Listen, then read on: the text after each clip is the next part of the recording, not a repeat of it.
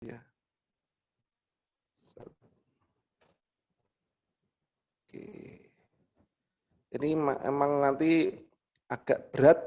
Nah, tapi insya Allah ini kok. Enak nanti ya teman-teman ya. Ini teman-teman ya, saya buka lagi. Bismillahirrahmanirrahim. Assalamualaikum warahmatullahi wabarakatuh.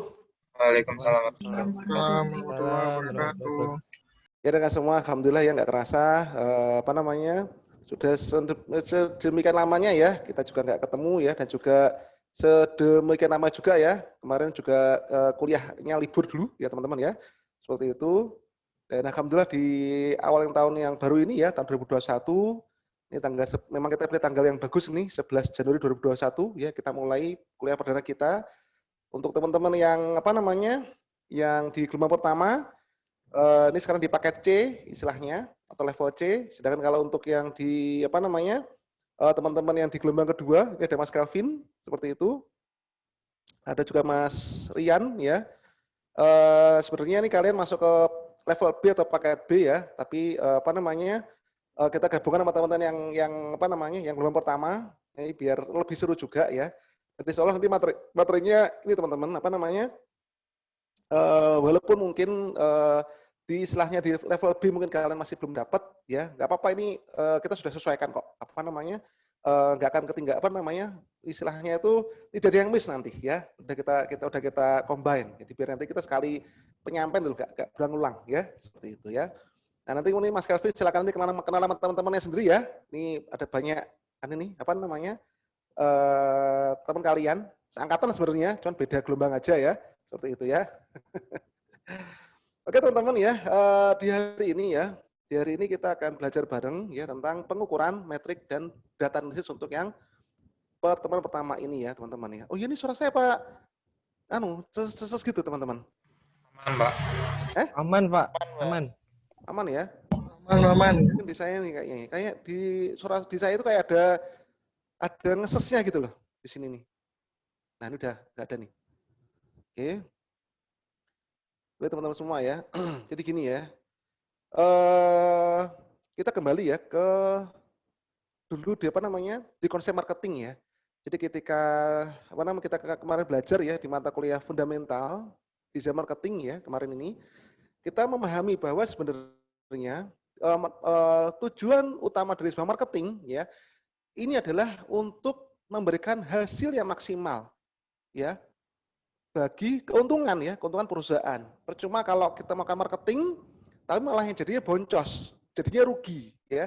Jadinya malah perusahaan ini malah bangkrut, ya. Nah itu namanya ya percuma ya.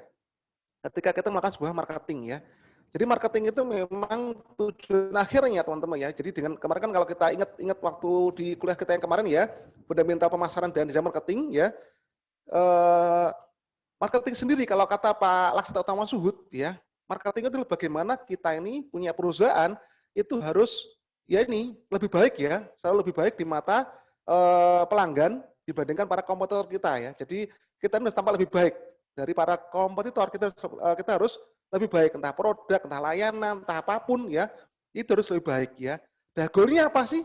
Ya goal utamanya kan memang bagaimana kita kan bisa menghasilkan keuntungan. Bagaimana produknya bisa terjual laris, ya, bagaimana bisa dapat laba besar, ya. Akhirnya kita bisa survive hingga akhirnya bertumbuh itu perusahaan, ya. Dan marketing teman-teman semua, ya, marketing itu adalah nyawa dari sebuah bisnis, ya. Bahkan bisa dibilang teman-teman semua, ya, marketing itu adalah kegiatan yang paling utama, paling penting dari sebuah bisnis. Sebuah bisnis tidak akan terjadi, ya, tidak akan ada sebuah bisnis ketika tidak ada sebuah kegiatan marketing, ya. Jadi itulah kenapa marketing ini memang sangat asik ya. Marketing itu memang ya? Ya artinya ketika kita punya bisnis sendiri misalnya nih kayak Mas Alvin, ya punya bis cupang, ya. Walaupun mungkin Mas Alvin masih melakukannya sendiri. Dia masih istilahnya itu belum punya karyawan mungkin, ya. Dia semuanya masih sendiri, dia mungkin yang harus order barang, order cupangnya, dia yang harus rawat cupangnya, ya. Bahkan nanti nerima orderan, bahkan nanti ngirim orderan, ya. Apa yang dilakukan Mas Alvin ini sebenarnya dia sudah melakukan bisnis itu sendiri, ya. Dan Mas Alvin harus melakukan marketing. Dia harus mungkin pakai sosmed, pakai Instagram, ya, atau mungkin kirim ke grup WhatsApp untuk cupang dan sebagainya, ya, nyari teman-teman baru dan sebagainya, yang dia mengenalkan diri sebagai seorang pengusaha cupang, ya. Nah, ketika Mas Alvin misalnya dia diem aja, ya, dia hanya orderkan cupang aja, dia hanya order terus gitu ya, letak cupang di rumah, tapi dia merahasiakan. Dia merahasiakan bisnis cupangnya ini, dia nggak mau nih bener-bener orang tahu kalau dia tuh punya bisnis cupang, ya. Dia nggak aktif di sosmed, ya. Terus pokoknya dia juga nggak pernah ngomong, bahkan ngomong sama orang tuanya sendiri untuk punya cupang pun juga nggak ngomong, ya. Dan bagaimana dia bisa cupangnya bisa laku kan? Nah, seperti itu. Ketika cupang nggak laku, akhirnya cost-nya besar, akhirnya biaya-biaya untuk operasional besar banget, kan bisa banget tuh Mas. Bisa banget kan Mas Alvin ya kan? Nah, itu dia ya. Jadi, inilah kenapa teman-teman semua ya, marketing ya itu memang sangat luar biasa. Bahkan kata Mr. Paul Coxon ya, dia mengatakan bahwa running a business without marketing will kill it ya. Jadi ketika kita menjalankan sebuah bisnis tanpa kita melakukan sebuah kegiatan pemasaran ya itu akan membunuh bisnis kita sendiri ya. Jadi penting bagi kita apapun level usaha kita, masih kecil lah ya atau masih sedang bahkan sudah besar ya kita harus melakukan namanya marketing ya teman-teman semua ya. Nah, seperti itu ya. Nah, dan sebuah perusahaan apapun itu ya bahkan mungkin Mas Alfred sendiri saya yakin ya usaha kita yang sekecil-kecil yang mungkin masih kecil-kecil ini gitu ya saya rasa pasti kita sudah punya anggaran ya untuk melakukan sebuah kegiatan marketing walaupun mungkin masih minim anggarannya ya mungkin anggaran juga masih kecil ya tapi minimal dari anggaran tersebut itu bisa untuk menghidupkan marketing kita contohnya apa mungkin kita butuh sebuah dana untuk bikin flyer misalnya ya mungkin hire orang untuk testimoni misalnya atau mungkin kita malah berani iklan di FB Ad, Google Ad ya dengan dana mungkin cuma Rp25.000 per hari misalnya ya. Artinya sebuah perusahaan itu teman-teman semua ya. Ketika di marketing ini pasti butuh alokasi anggaran ya. Butuh anggaran yang perlu dikeluarkan untuk membelanjakan ya ini entah iklan ya, entah mungkin bahkan ada yang ke billboard ya, kemudian dia di radio, di televisi ya. Bahkan mungkin di ranah sosmed ya, pasti itu butuh dana-dana yang istilahnya digunakan untuk melakukan sebuah pemasaran ya. Dan pemasaran ini yang ketika dia sudah mengeluarkan anggaran buat pemasaran, ya dia harus efektif ya. Kan nggak mau ya teman-teman ya, orang itu ngeluarin anggaran pemasaran, akhirnya jatuhnya rugi ya. Itu nggak mau. Bahkan mereka berpikir dengan dana pemasaran yang ada, ya ini harus menumbuhkan perusahaan. Dan dan menurut ini ya menurut banyak orang ya ketika melakukan sebuah marketing ya maka alokasi anggarannya adalah 10% ya minimal 10% dari omset yang mau kita targetkan. Itu memang sudah seperti itu. Banyak orang yang mengatakan seperti itu. Contohnya ketika saya ingin dapat uang 5 juta rupiah, omset 5 juta. Maka mau nggak mau saya harus mengalokasikan anggaran itu minimal Rp500.000 untuk beriklan. Entah nanti buat iklan gimana ya, entah nanti bikin flyer lah, entah bikin brosur lah, entah bikin spanduk lah gitu ya, atau entah nanti kita pakai FB atau Google Ad lah ya, itu memang harus diangkat 10% dari omset yang kita targetkan. Kalau kita mau dapat 50 juta, ya 5 juta. Kita punya uang 5 juta dulu ya. Kita punya misalnya mimpi mau dapat omset 1 miliar per bulan ya, maka bagaimana kita harus punya uang ya atau punya dana anggaran setidaknya itu 100 juta per bulan dulu ya. Waduh Pak, tapi saya nggak punya dana marketing ya Pak. Kalau saya kan punya target mimpi itu kan 100 juta per bulan Pak. Tapi saya kan nggak punya uang nih Pak, 10 juta per bulan Pak. Gimana dong Pak? Ya pelan-pelan lah ya. Uang yang ada kita punya 100.000 ya. Bagaimana dengan 100.000 ini bisa dapat omset 1 juta, bahkan mungkin lebih. Karena 10% tadi kan minimal teman-teman ya. Artinya biasanya untuk awal-awal memang itu minimal ya, biasanya ya. Tapi nanti setelah Anda berjalan, bahkan nanti mungkin udah mulut ke mulut ya, dan mungkin bahkan viral ya, dengan dana yang sekecil itu misalnya dengan hanya 1 juta, Anda bisa kok dapat 1 juta per bulan. Tapi Anda harus melewati fase itu ya. Bagaimana Anda bisa melewati fase Anda harus punya istilahnya itu anggaran 10% dari omset dulu ya untuk bisa mendapatkan omset yang Anda targetkan ya. Omong kosong kalau kita punya mimpi, punya 100 juta per bulan, tapi kita nggak akan mau ngeluarin anggaran uang untuk marketing ya, itu omong kosong ya. Pak, tapi kan saya pakai SEO, Pak. Loh, pakai SEO itu kan juga butuh dana marketing kan?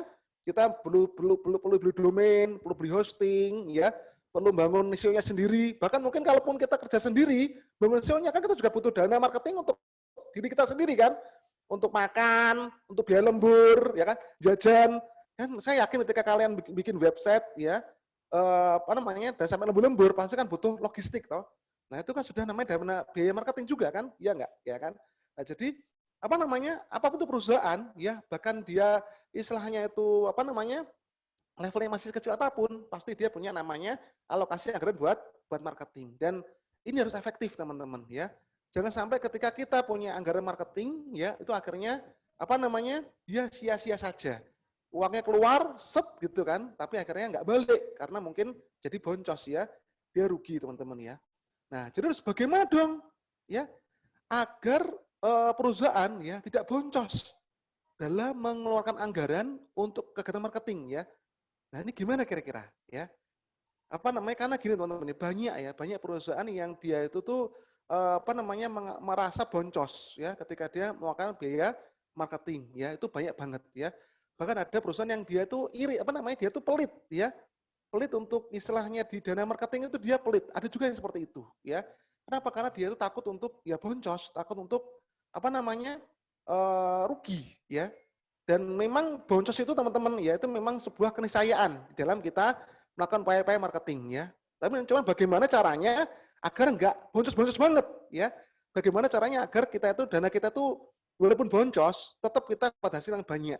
Saya sendiri terus pernah ya teman-teman ya, dalam sehari ya, boncos 10 juta juga pernah. Saya ngeluarin uang 10 juta rupiah untuk marketing, seret pakai iklan, tapi nggak dapat apa-apa. Juga pernah ya. Kalau cuman skala 700.000 rupiah sehari hilang gitu kan, ya harapan saya kan mungkin dengan saya 700.000 rupiah itu saya iklankan di hari itu, mungkin dapat uang 7 juta, kita juga nggak dapat apa-apa, juga pernah ya. Apalagi yang 10 juta, ya karena yang 10 juta pun pernah saya ngalami seperti itu ya. Saya keluar uang 10 juta, jebret ya. Tapi cuma saya dapat hasil itu dikit banget ya. Cuman mungkin dapat omset itu istilahnya omsetnya itu nggak bisa nutupi biaya marketing itu ya. Dapat sih, cuman boncos ya. Itu memang ya seperti itu teman-teman ya. Karena memang apalagi ketika kita masih belajar ya, kita masih belajar bisnis ya, kita masih belajar marketing ya. Nah, itu memang ya niscaya lah, boncos adalah sebuah keniscayaan dan Anda nggak usah takut ya. Anda nggak usah takut untuk boncos ya, karena seperti kayak kalian tuh belajar naik sepeda. Kalian naik sepeda, belajar pertama kali naik sepeda, pasti juga pernah jatuh kan? Karena nggak imbang ya, atau mungkin ya minimal tuh goyang-goyang kayak gini ya, atau mungkin naik motor ya, mungkin kita belajar naik motor pun juga pernah jatuh ya kan? Uang kita kata masih bayi, kita mau belajar jalan aja, itu juga sering jatuh. Nah, itu memang ya boncos ini memang sebuah keniscayaan, tapi nggak usah takut banget ya. Itulah kita nanti butuh upaya yang preventif teman-teman ya. Upaya pencegahan agar ketika kita mengeluarkan dana untuk marketing ya, itu boncosnya tidak terlalu dalam ya. Tidak terlalu boncos ya, tapi jangan sering-sering ya, seperti itu ya. Kalau sering-sering namanya gimana ya? Kalau dia aja katanya nggak pernah jatuh ke lubang yang sama 2 kali kan ya. Nah, gitu loh ya. Nah, jadi ya kita harus nanti hati-hati dan sebagainya, tapi jangan sampai benar-benar Anda takut untuk mengeluarkan dana marketing teman-teman semua ya. Nah, di sini teman-teman semua ya, ketika kita ingin melakukan sebuah kegiatan pemasaran ya, maka kita ini harus berdasarkan pada sebuah data ya. Jadi ketika kita melakukan sebuah upaya marketing ya, kita harus by data ya. Seperti yang mungkin sudah sering saya ungkapkan di pertemuan-pertemuan kita yang sebelumnya ya.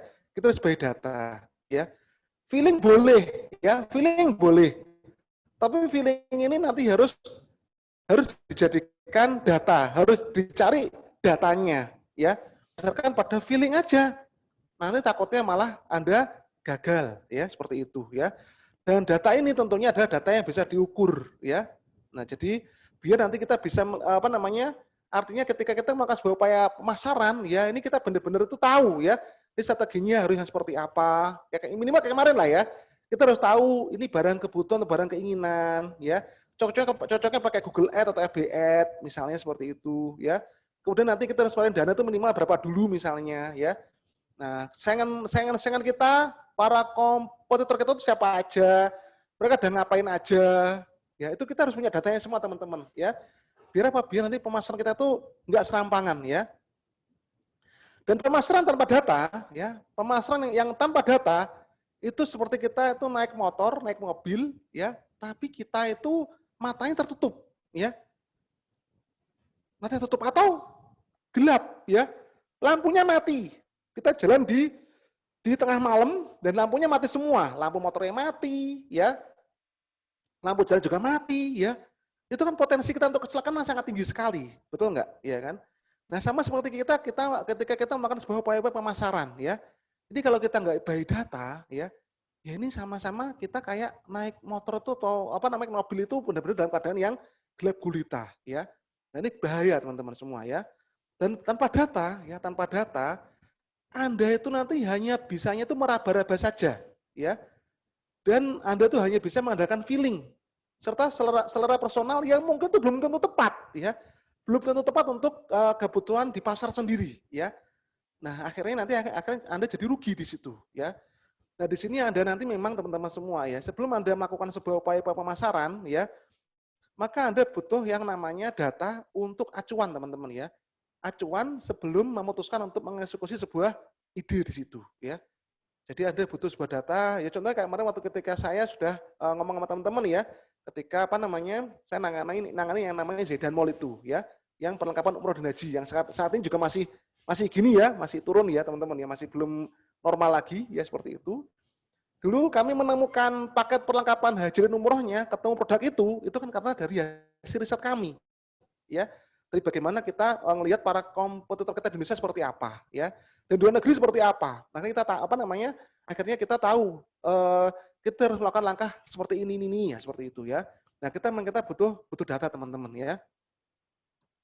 Nah, namun ketika Anda hari ini sudah berbisnis dan Anda menggunakan pola ATM, amati turun modifikasi, atau Anda bahkan menggunakan metode ATP, amati turun plek, maka sebetulnya Anda sudah memanfaatkan data. Datanya siapa? Pesaing. Walaupun mungkin Anda nggak pernah nulis ya. Mungkin misalnya ketika Anda punya bisnis snack gitu misalnya ya, jajanan gitu misalnya. Anda melihat ini orang jualan di pasar, jam segini sudah ditaruh di pasar dan sebagainya, dikemas seperti ini, dan Anda niru semua itu. Apa yang dilakukan kompetitor Anda niru semua ya. Dan itu sebenarnya kan Anda sudah melakukan Anda kan punya data ya, perilaku dari para kompetitor Anda, dan itu Anda tiru ya. Atau kayak Mas Alvin misalnya, ketika dia mengetahui para kompetitornya Mas Alvin tuh boleh cupangnya model kayak ginilah ya, dikemas kayak ginilah, kemudian dijual pakai metode ginilah, kata-katanya ini. Nah, itu kan sebetulnya sama ya. Mas Alvin sudah ketika dia melakukan sebuah kegiatan pemasaran ya, dia ini sebenarnya sudah berdasarkan data ya. Jadi istilahnya itu ketika kita by data, walaupun kita ATM ya, amati turun modifikasi ya, ini kita sudah by data ya, walaupun mungkin datanya masih sangat simple ya, masih sangat sederhana ya, itu nggak masalah ya, daripada kita jalani bisnis feeling kita mungkin ini bisa bagus ya, kayak contohnya dulu ketika saya di Blitar ini dulu pernah saya lihat itu ada ayam kodok nggak salah ya, sebuah bisnis kuliner namanya ayam kodok ya, di dekat rumah sini ya, dan dia buka warung besar ditusi ayam kodok ya. Tapi saya nggak pernah coba sih kayak gimana ayam kodoknya ya, karena dengan kata kodok aja saya udah gimana ya, kodok itu kan hidup di dua alam ya, itu kan sudah haram kan gitu, masih ilfil gitu loh ya, dengar kata kodok saya udah ilfil duluan gitu loh ya. Tapi katanya sih ayam kodok itu nggak kayak gitu sih, cuman dia kayak ungkep atau gimana gitu loh ya. Nah, dan mungkin dia satu-satu di Blitar yang punya usaha ayam kodok itu ya. Tapi mungkin dia nggak riset ya, bahwa mungkin orang Blitar itu tuh karena mungkin di sini mungkin banyak muslimnya dan juga di sini NU-nya kuat gitu kali ya. Udah kalau dengar kata kodok itu mungkin kan nggak inilah ya, nggak tertarik banget gitu loh ya, wong kodok ya kan ya. Nah akhirnya sepi tuh ya, akhirnya sepi, dia mencoba sampai 3 bulan 4 bulan ya, sepi banget, akhirnya tutup, bangkrut akhirnya ya. Nah itulah ya, kenapa? Karena mungkin dia nggak by data, dia nggak ngelihat ya. di sini tuh orang-orang seperti apa, pangsa pasarnya tuh kayak gimana ya. Bahkan mungkin ya dia nggak riset duluan ya. Nah, contoh yang bagus adalah siapa? Yang pernah saya ceritakan sama teman-teman yang martabak Premier. Ingat ya? Martabak Premier udah saya pernah ceritakan dulu, udah pernah saya ceritakan belum ke teman-teman tentang martabak Premier? Saya punya teman yang dia punya usaha martabak di Blitar ya. Dan dia apa namanya? Istilahnya itu sekarang boom banget. Mungkin yang pernah tak ceritain ya Mas Calvin ya. Teman-teman yang Iya, Pak. Pernah, Pak. pertama belum tak ceritain martabak Premier belum pernah ya? Belum, Pak. Oh belum ya. pernah. Oh jadi materi Iya. saya yang baru itu ya. Jadi saya itu punya di Blitar teman-teman ya, di Blitar ya. Saya itu punya teman ya namanya Mas Iskandar yang dia itu punya usaha martabak teman-teman. Yang martabaknya itu harganya mahal banget ya. Paling murah itu harganya itu 22.000. Paling mahal itu di angka 60.000 rupiah. Dan dia premium banget ya. Coba nanti cari ada di Grab aja, di Grab coba dicari ya. Martabak Premier. Kayaknya itu kesukaannya Mas Alvin deh kayaknya ya. Saya tahu bapaknya Mas Alvin itu suka Premier soalnya. Ya Mas Alvin ya? Betul Mas Alvin? Iya, Pak. Wah, ya kan? Ya toh? Nah, dia tuh buka di Blitar itu enggak pertama kali buka, dia tidak buka booth, ya. Dia enggak buka semacam tempat jualan juga enggak. Dia hanya dari rumah aja.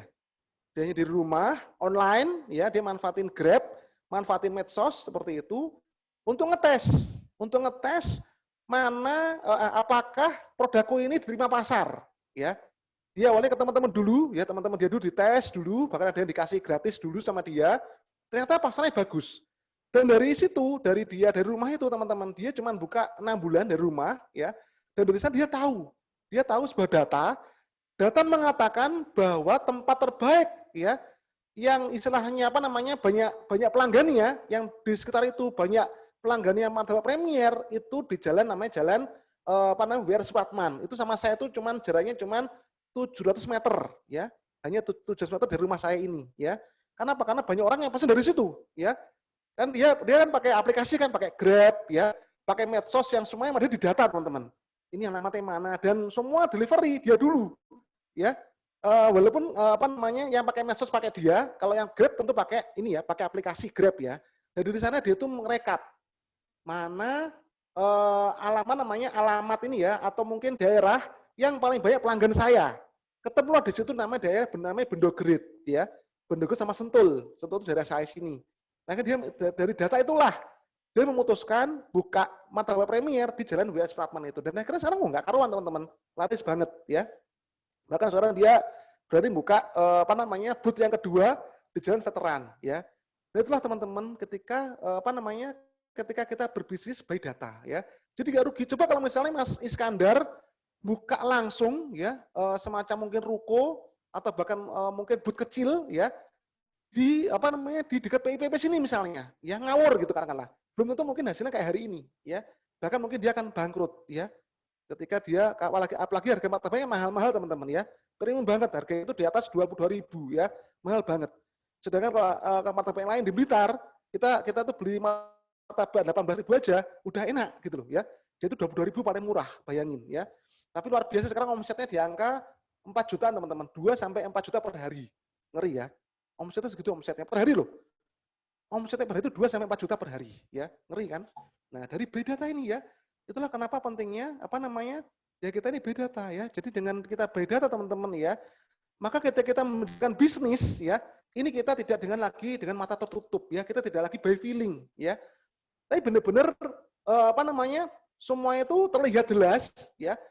Tinggal kita nanti strategi apa yang paling tepat ya, yang akan kita lakuin agar usaha kita ini makin boom. Nah, seperti itu ya. Nah, semakin terang datanya teman-teman ya, semakin terang lampu kendaraan kita ya, semakin mudahlah ya ia melewati jalanan pada malam tanpa cahaya. Nah, itulah yang dilakukan tadi Mas Iskandar ya. Dia sampai 6 bulan. Kenapa nunggu 6 bulan? Agar dia punya data yang semakin terang ya. Tidak ada, misalnya dia bisa meminimalisir anomali data, ya. Datanya itu valid gitu loh, ya. Dia butuh memvalidasi data, ya. Sebelum memformulasi strategi pemasaran digital dan menjalankan campaign tersebut, ya, satu hal yang paling penting untuk Anda lakukan adalah membaca dan menganalisa data terlebih dahulu, ya. Apalagi nanti kita sebagai seorang digital marketer, ya, maka kita butuh data, ya. Kita jangan by feeling banget di sini, ya. Dengan membaca dan menganalisis data statistik, ya misalnya tentang target pasar, Anda lebih mengenal target pasar dengan lebih akurat, ya. Nah, ini teman-teman semua ya, pentingnya sekali lagi, apa namanya, istilahnya berbisnis dengan by data ya. Kenapa? Kan dengan kita by data, maka nanti kita bisa meminimalisir sebanyak mungkin resiko yang terjadi, ya. Jadi istilahnya resiko untuk kita rugi cepat, ya, resiko untuk misalnya kita apa namanya kehilangan pelanggan, ya, atau bahkan mungkin resiko untuk bangkrut misalnya, ya. Ini kita bisa minimalisir banget, ya. Itulah kenapa ketika misalnya Anda nyari investor, ya, itu investor kan butuh data kan? Data keuangannya seperti apa, data pasarnya seperti apa, data penjualan seperti apa. Kan nggak mau kan, apa namanya, investor kan nggak akan mau teman-teman kalau nggak ada datanya dia injek dana nggak akan mau dia. Ya ngapain? Aneh harus invest ke lo nih. Lo aja nggak pernah punya data. Oh iya sih Pak ya, gitu akan nanti kan ya. Tapi kalau Anda punya data yang lengkap, yang detail ya, bagaimana prospeknya nanti, terus bagaimana yang sudah terjadi hari ini ya, pasar-pasar dari siapa aja pasti gampang cairnya teman-teman. Apa namanya? Dan dari investor tersebut ya. Nah, inilah ya, apa namanya? Pentingnya by data ya. Nah, dan di sini teman-teman semua ya, di pemasaran ya, pemasaran sendiri teman-teman ya. Apa namanya? Ya data itu hal yang paling utama ya. Dan apalagi pemasaran adalah kegiatan paling utama dalam sebuah bisnis ya.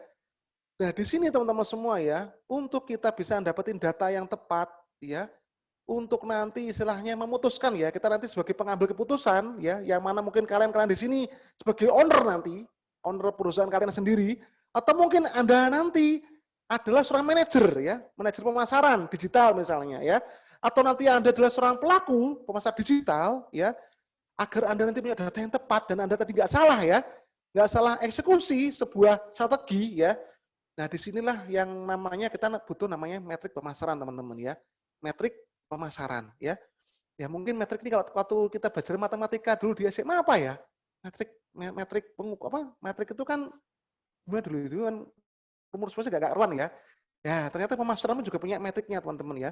Dia punya apa namanya sebuah namanya di sini pengukuran ya yang nanti kita bisa gunakan agar nanti strategi-strategi pemasaran yang kita lakuin ya itu jelas goalnya dan juga jelas juga nanti langkah-langkah dilakuin apa aja ya.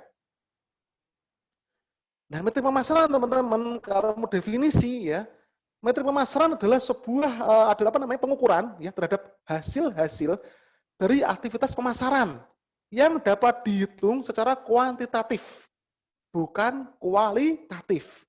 Jika ada data kualitatif, maka harus dikuantitatifkan terlebih dahulu ya. Jadi kan namanya metrik ya, metrik itu kan berupa apa namanya pasti nanti di situ muncul angka-angka teman-teman ya.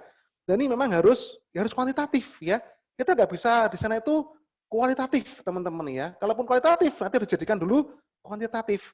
Apa sih sebenarnya sih kualitatif kuantitatif? Bahkan mungkin kita pernah dengar ya metodologi penelitian kualitatif kuantitatif ya. Bahkan mungkin nanti di kalian nanti yang di tugas akhir ya pasti nanti kalian akan sama Bu Filda ya atau nanti di apa namanya Pak Haris nanti yang apa namanya megang di bagian ini bagian nanti pelaporan pasti nanti mereka akan bilang Anda nanti ya laporannya harus menggunakan data kualitatif atau kuantitatif ya. Apa sih itu? Nah, gitu teman-teman ya.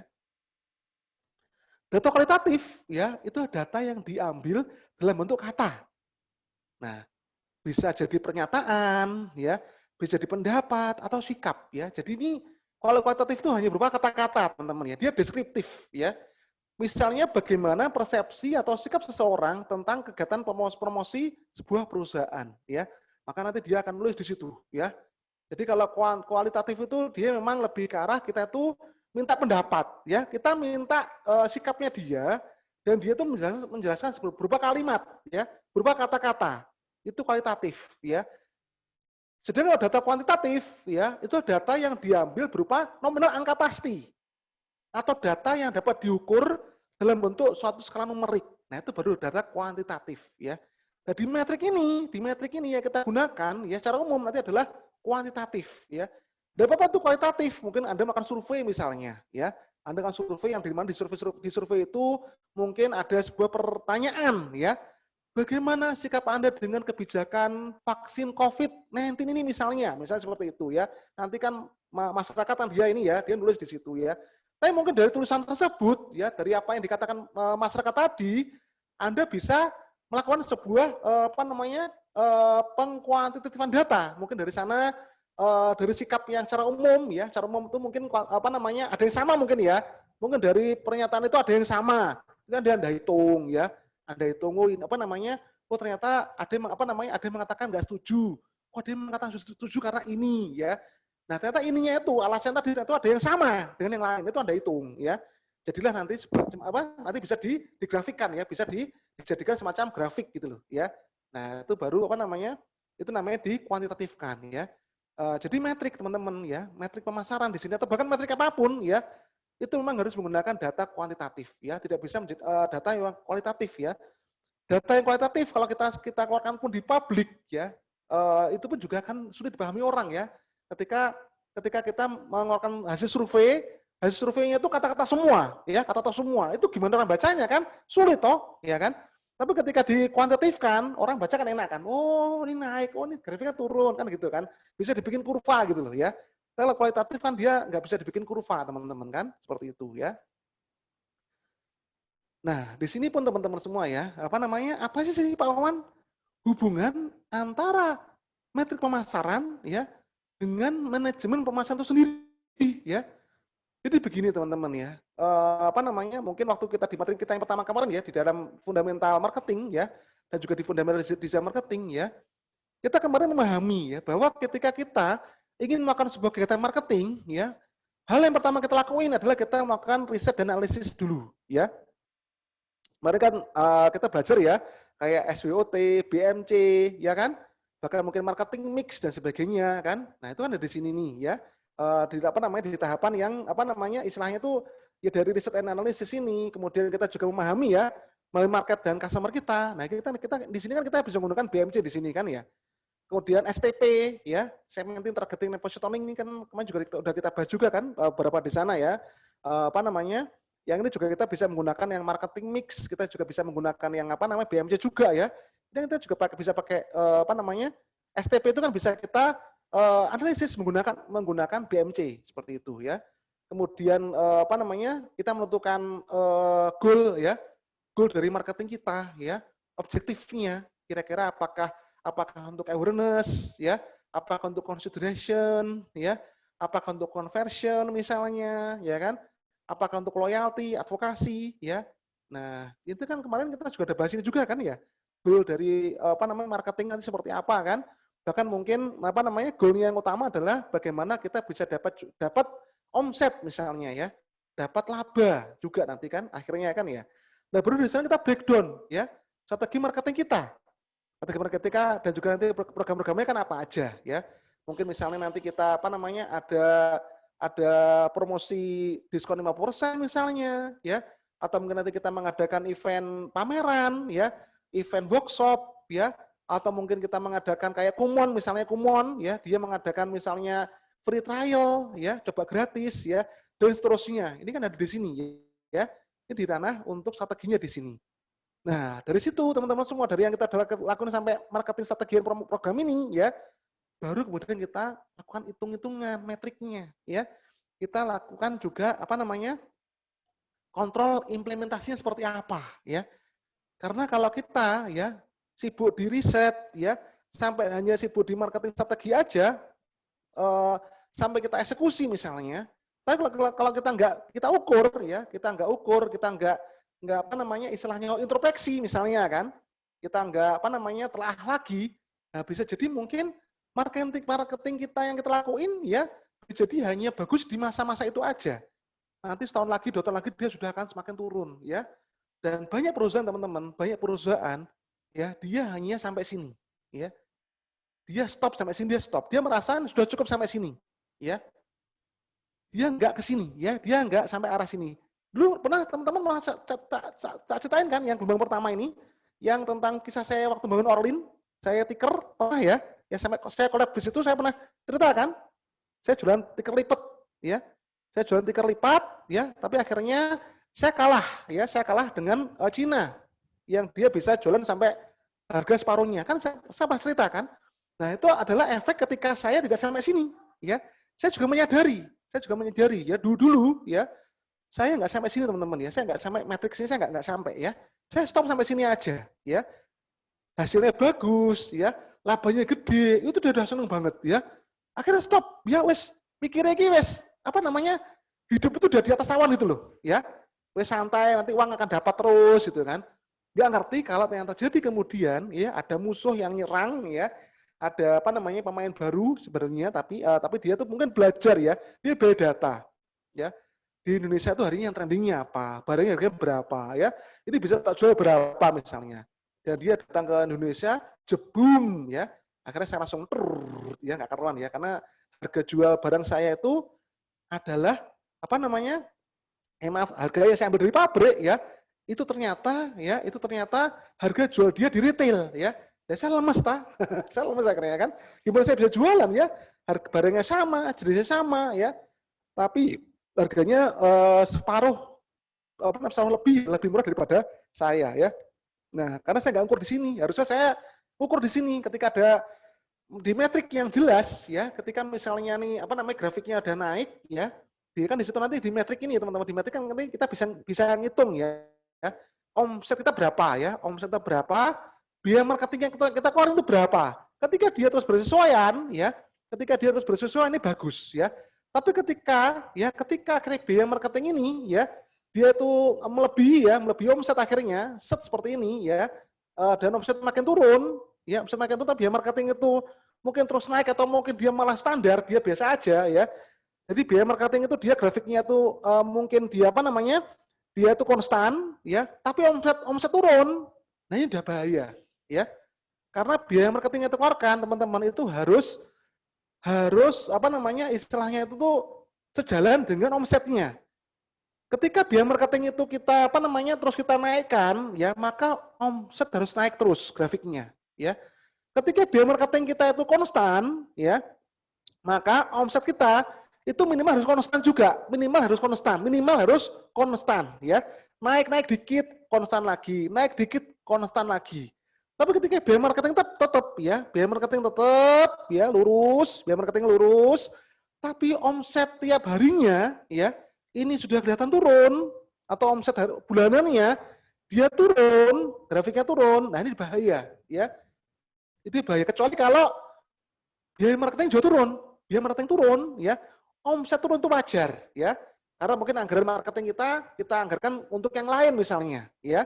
Maka omset tersebut turun ya. Itu wajar ya. Tapi ketika tadi kita melakukan sebuah biaya marketing alokasinya katakanlah ya, kita itu tiap bulan menganggarkan 2 juta rupiah misalnya. 2 juta terus tiap bulan ya. Tapi omset yang kita dapetin dia terus turun. Omset itu terus turun. 20 ya, 18 setengah, 17, 18, 17, 16 ya, 15, 14 turun terus. Nah ini ketika dia udah turun terus ini bahaya, jangan diterusin. Pasti nanti ada rugi nanti, ya. Pasti ada rugi. Anda harus cari strategi yang lain, ya. Seperti apa? Apa yang salah? Itu nanti harus istilahnya kita cari-cari, ya. Apa yang salah ini? Kok biaya marketingnya tetap? Kenapa kok omset turun nih? Ya. Normalnya ketika biaya marketingnya 2 juta per bulan, ya.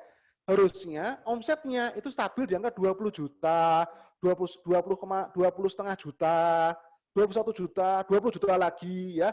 Mungkin turun di angka 19 juta, tapi dia naik lagi ke angka 20 juta. Nah, seperti itu teman-teman. Dia harus apa? Harus dia grafiknya harus seperti lurus kayak gini ya. Jangan sampai dia cenderung turun ya. Nah, itulah ya. Kita itu contoh ya. Contoh salah satu pengukuran metrik di mana kita bisa membandingkan ya antara biaya marketing bulanan dengan omset bulanan atau biaya marketing harian dengan omset harian, kita bandingin. Nah, itu udah salah satu contoh metrik, teman-teman, ya. Dan masih banyak nanti metrik-metrik lain ini yang akan kita pelajari, teman-teman, di mata kuliah yang ini, ya. Nah, jadi inilah pentingnya kita belajar metrik, ya. Jadi biar apa? Biar ini marketing, ya, marketing strategi kita, ya, dan juga program-program marketing yang kita lakuin, ya, ini selalu on the track, ya. On the track, ya, dan dia istilahnya itu tetap dalam naungan kontrol kita. Jangan sampai dia jatuh, ya, jangan sampai dia out of control, ya. Seperti pesawat kan, dan juga kemarin ya teman-teman ya, kemarin kita juga dengar berita ya, ada pesawat Lion Air, Sriwijaya Air ya, SJ berapa tuh? SJ182 ya. yang jatuh kemarin ya di laut ini ya, di laut Kepulauan Seribu ya. Itu kan apa namanya ketika saya baca-baca literatur ya, apa yang menyebabkan sebuah pesawat stall ya, jatuh ya. Itu kan ketika dia memang mungkin ya banyak faktor sih ya. Cuman kan para pilot sebenarnya, para pilot itu kan sebenarnya di dashboardnya itu kan ada metriknya kan, berapa attitude-nya berapa speednya ya, kemudian sudutnya ya, sudut kemiringannya, sudut hidungnya ya, ekornya itu berapa ya, itu kan bisa ketahuan ya. Nah ketika ada kesalahan metrik di situ, nah itulah ya, jadi akhirnya pilotnya itu bisa salah mengantisipasi, akhirnya jatuh itu terjadi pada yang Lion Air yang JT berapa itu yang dulu di Kerawang ya tahun November 2018 ingat saya ya 2018 akhir itu kan yang jatuh di Kerawang itu kan karena apa? Karena kan metrik pesawatnya yang disampaikan pada pilotnya dan juga kopilotnya itu kan ada kesalahan di sistem namanya MCAS ya sistem MCAS yang mana sistem ini memang sistem yang digunakan untuk mengontrol ini ya mengontrol kestabilan pesawat ya cuman karena ada sensor angle of attack namanya, sensor AOA, angle of attack pesawat ini di sebelah kiri yang diganti sehari sebelumnya di Bali, akhirnya yang membuat MCAS ini salah deteksi ya. Dia sebenarnya udah lurus, tapi pilot merasa di dashboardnya ini turun gitu loh. Akhirnya nggak sinkron, akhirnya dia return to base ya kembali ke pangkalan, tapi karena sudah salah ya, udah banyak kesalahan di dalam ini controllingnya, akhirnya pesawatnya menghujam di laut Kerawang itu sampai hancur ya. Nah, dan ternyata banyak kejadian ya, pesawat jatuh karena apa? Karena dia pilotnya salah baca metrik atau metrik yang ditampilkan di dalam dashboard ya, itu ada kesalahan ya. Ada false ya, ada system error, entah sensor rusak ya, atau memang ada kesalahan di dalam waktu membetulkan servis dan sebagainya. Akhirnya itulah ya, jatuh pesawatnya kan beda sama mobil ya. Kalau mobil kita atau motor kita kan nggak ada apa metriknya teman-teman. Metriknya paling cuma speed ya, speed doang ya. Kalau di motor kita kan speed ya, speed dashboard itu sama mungkin bensin ya. Ini bensin habis atau enggak kan gitu kan ya. Tapi kalau di pesawat itu kan kompleks sekali ya, sudut ya, kemudian kecepatan, ketinggian dan macam-macam lah ya. Itu banyak banget sensornya ya. Itulah kenapa pesawat ya dia metriknya lebih banyak dibandingkan motor atau bahkan mobil ya. Seperti itu teman-teman semua ya. Nah itu sedikit gambarannya ya betapa apa namanya ketika kita ingin mengontrol bis kita agar dia tuh kayak pesawat yang langgeng ya yang sampai dia selamat ya take off sampai landing ya ini bagaimana kita bisa membaca metrik yang tepat di dalam bis kita dan kita juga bisa menentukan metrik yang tepat metrik yang dibutuhkan oleh bis kita tuh apa aja nanti ya seperti itu ya. Nah secara umum teman-teman ya secara umum ya metrik pemasaran itu ya itu ada banyak ya. Mungkin dari 10 ya seperti ini. Ini secara umum ya. Ada 10 contoh di sini ya. Yang mungkin yang di sini itu memang nanti disesuaikan dengan kebutuhan bisnisnya masing-masing. Karena masing-masing bisnis ya itu nanti mungkin akan beda-beda kebutuhan metriknya ya. Sama seperti ya tadi saya bilang ya kendaraan itu masing-masing kendaraan itu punya metrik yang berbeda-beda antara motor, mobil, bahkan mobil balap ya, F1, MotoGP ya. Kemudian kapal laut, ya pesawat, itu semua punya metrik yang berbeda-beda, ya seperti itu. Begitu juga dengan bisnis, ya. Bisnis, ya macam-macam bisnis juga punya metrik yang berbeda-beda, ya. Tapi secara umum itu ada 10, ya. Contohnya yang pertama apa? Yang pertama adalah brand value metric, ya. Brand value metric ini lebih ke arah untuk bagaimana mengukur nilai dari sebuah brand, ya. Jadi brand ini seperti apa di pasar dan sebagainya, ya. Jadi kita bisa itu dengan namanya nanti brand value metrics, ya. Ada juga namanya customer value metrics ya ini untuk menghitung ya untuk mendapatkan mendapatkan pelanggan ya itu berapa biaya yang dibutuhkan atau berapa nilai pelanggan itu berapa sih sebenarnya untuk usaha kita nah gitu ya. Kemudian ada juga metrik word of mouth ya atau referral value metric. Bagaimana di sini metrik yang nanti di sini dihitung ya. Ketika kita punya bisnis ya ini tingkat mulut ke mulutnya ya tingkat mulut ke mulutnya seperti apa ya. Kadang ada bisnis yang dia tuh tidak butuh marketing lagi. Dia sudah menggunakan mulut ke mulut. Contohnya adalah warung-warung legendaris. Ya. Warung-warung legendaris itu kan dia tuh kan gimana ya? Kan dia kayak nggak pernah lagi melakukan marketing kan. Dia diem aja kan, dia punya warung kan. Tapi warung kan terus rame kan, terus laris toh. Nah contohnya di Blitar tuh ada namanya Mbak Bari di sini kan, pecel Mbak Bari ya. Atau mungkin warung-warung yang lain yang sudah legend, yang sudah generasi kedua atau generasi ketiga. Kan saya melihat mereka nggak pernah melakukan marketing kan, nggak pernah melakukan iklan lagi, di radio juga nggak ada, banner-banner nggak pernah muncul ya. Bahkan warungnya itu kadang ada warung yang dia itu nggak ada namanya ya. Dia tuh nggak ada spanduk gitu loh ya, nggak ada spanduk, tapi rame terus kan. Dan orangnya tuh bisa beda-beda juga yang datang ya. Nah ini memang ada yang namanya di sini word of mouth and referral value metric. Nah cuman masalahnya warung-warung itu kan dia nggak pernah ngukur kan, ya mereka nggak pernah ngukur sampai sini toh. Mereka pasrah ya, pasrah bongkoan ya. Nah ya karena apa? Karena ya masih tradisional ya, masih tradisional ya. Nah akan bagus kalau mereka bisa ngukur ini ya. Bagaimana metriknya mereka di ranah mulut ke mulutnya itu seperti apa ya. Kemudian ada juga metrik retention and acquisition metric juga ada ya. Cross buying and up buying metric. Jadi bagaimana ketika misalnya kita di Alfamart ya, di Alfamart kita sering ya, mbaknya ngomong kan, Mas, beli sekalian yang pulsanya Mas, ya. Mas, Anda sudah belanja 50.000 loh Mas. Nggak sekalian beli yang ini Mas. Ini tebus murah Mas, Rp5.000. Nah, itu kan namanya kan cross buying atau up buying metric kan. Nah, dan itu di Alfamart itu dihitung teman-teman ya. Jadi setiap kasir ya, setiap kasir yang dia berhasil memprospek orang beli pulsa, atau dia tadi orangnya habis belanja 50.000, diprospek untuk beli barang-barang yang tebus murah 5.000 ya. Itu kan ada metriknya, dihitung sama siapa? Sama kasirnya. Yang mana nanti di akhir bulan direkap ya. Ada rekapannya juga nanti ya. Bagaimana mereka bagaimana mereka punya prestasi ya untuk melakukan hal ini ya. Karena nanti kan masing-masing kasir kan juga punya omset ya. Datanya kan kelihatan tuh ya. Misalnya kan kalau kita di Alfamart kan pasti ya teman-teman ya, Anda lihat struk, itu pasti ada namanya kasir kan. Siapa namanya kasir, Mbak siapa, Mas siapa pasti ada di situ ya. Nah, itu digunakan untuk apa? Untuk nanti si Alfamart-nya ya, nanti untuk melihat ya cross buying atau buying metriknya seperti apa ke atas ya. Mana barang-barang yang bisa diabaikan atau di cross buyingkan ya, seperti itu ya. Nah, datanya nanti sampai atas teman-teman ya. Multi channel shopping metric ya, bagaimana kita makan mungkin pemasaran ya, ini ke berbagai macam channel ya. Dan nanti metriknya seperti apa ya, nanti di multi channel ini. Kemudian product returns metric ya, bagaimana ketika kita punya bisnis ya, ada barang yang kembali ya, mungkin barang yang rusak ya, barangnya mungkin nggak sesuai spek dan sebagainya, balik ya, itu berapa ya metriknya. Ada juga metrik market share ya, mungkin kita sudah belajar ya yang di soal itu ya, yang kemarin itu yang metrik branding ya, brand ya, kayak misalnya Unilever tuh seperti apa, mangsa pasarnya teh pucuk dan sebagainya ya kan. Itu kan di sini di market share ya, seperti itu.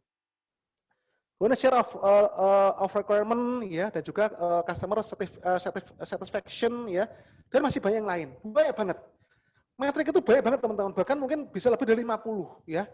Bisa dari 50 metrik ya. Nah, cuman nanti metrik ini teman-teman ya, metrik ini nanti ya, ini memang nanti istilahnya untuk banyak perusahaan itu nanti akan beda-beda ya. Bagi perusahaan yang sudah besar ya, mungkin nanti dia butuh metrik market share ya, yang dia nanti mungkin kerjasama dengan lembaga survei ya, lembaga survei yang terkenal itu ya, yang untuk market share, siapa namanya itu saya lupa saya ya. Itu kan ada kan ya, ininya ya, kan ada lembaga survei sendiri ya, seperti itu ya. Ada juga mungkin kalau masih kecil ya, kan dia nggak mungkin ya mikirin brand dulu kan ya, paling yang dia pikirkan ke arah customer value metriknya dulu ya, seperti itu ya. Dan ini kan secara umum ya, belum lagi untuk kita ngomongin metrik yang terkait dengan digital marketing ya, yang nanti akan kita bahas di pertemuan kedua. Banyak banget ya, ada metrik namanya CTR ya,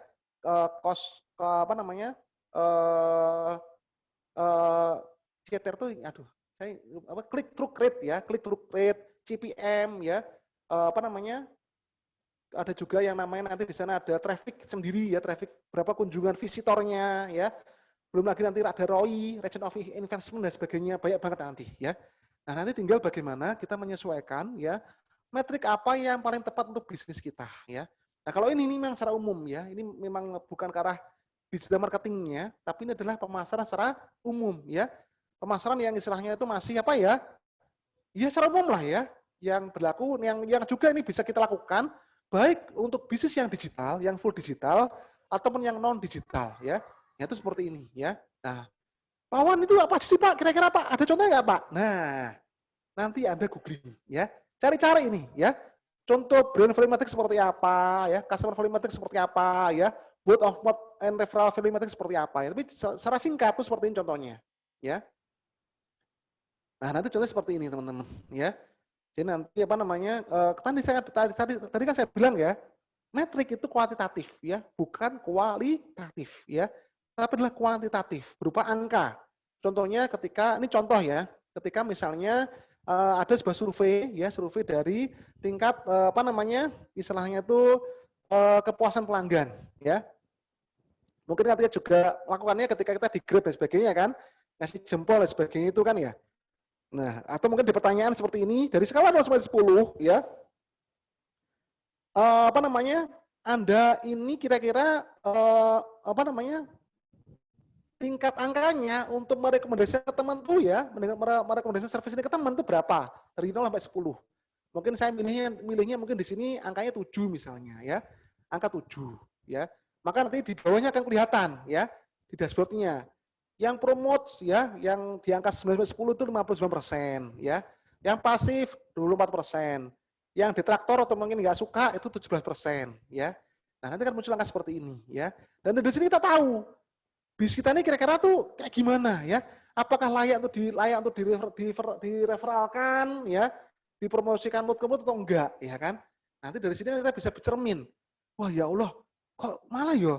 Kok malah yang milih di angka sini misalnya angka 3, kok banyak banget ya, sampai 60% ya? Wah, gawat ini. Ini perusahaan saya ini kurang bagus ini. Nah, maka dia akan introspeksi di situ kan. Nah, ketika angka seperti ini pun juga dia juga introspeksi kan. Wah, kok cuma 59% ya? Harusnya targetnya itu 75% harusnya ya. Targetnya di sini harusnya 75%. Wah, ini banyak service yang harus ditingkatkan. Kan seperti itu akhirnya kan. Nah, atau contohnya ini juga yang brand awareness metric ya. Apa namanya di sini apa namanya kan kita bisa ngukur juga kan dari apa namanya perharinya misalnya kan ada berapa tweet, ada berapa followers ya, berapa Facebook post, berapa Facebook fans-nya ya, berapa brand mention-nya, referring link-nya, new link, kemudian juga mungkin branded search itu artinya gini, branded search ya itu yang dicari bukan kata kunci secara umum ya, tapi kata kunci berupa merek. Contohnya apa? Ketika kita mencari misalnya ketika kita butuh misalnya apa namanya mobil ya, maka kita akan ketik namanya Avanza misalnya, Avanza murah, Avanza Blitar, Avanza bekas, Avanza apa. Nah disitu kan nanti kan Avanza itu kan brand ya, maka nanti di sana akan keluar data ya, apa namanya brand Avanza ini dibandingkan dengan brand yang lain kalau dari sisi pencarian ya itu tingkatnya berapa. Nah ini kita bisa riset ini nanti menggunakan Google Trend itu bisa nanti. Kalau pakai online ya, nanti pakai Google Trend dan sebagainya. Kalau yang research itu bisa ya. Nah itu contohnya teman-teman ya. Ini contoh metrik pemasaran ya yang bisa kita ukur ya. Jadi metrik itu harus berupa angka seperti ini ya. Dan formatnya bisa macam-macam ya. Formatnya bisa macam-macam mengikuti kebutuhan ya. Jadi nggak harus paneng seperti itu enggak ya. Macam-macam nanti formatnya ya seperti itu ya.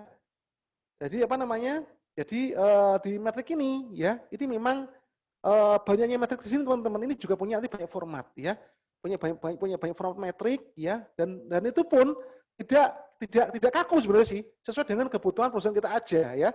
Bahkan ada metrik yang mungkin bisa digabung-gabungkan juga ada juga ya seperti itu.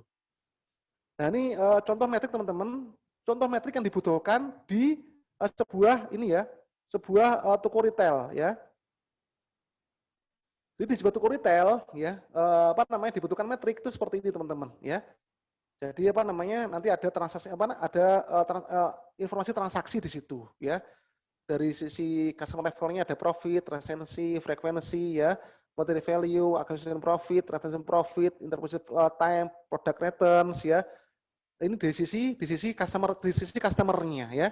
Di sisi store-nya ya, total revenue ya, berapa kunjungan ya. Jadi ketika orang datang ke toko ini toko retail biasa ya, toko retail yang mungkin di apa namanya di sebuah tempat wisata atau mungkin Alfamart, Indomart mungkin kali ya, ya kan. Orang yang datang ke Alfamart yang masuk misalnya itu kan bisa dihitung teman-teman ya. Hari ini berapa ya. Orang yang masuk ya orang yang masuk tadi akan belanja berapa, itu kan masuk dalam conversion rate, ya, seperti itu. Kemudian nanti berapa unit transaksinya, ya.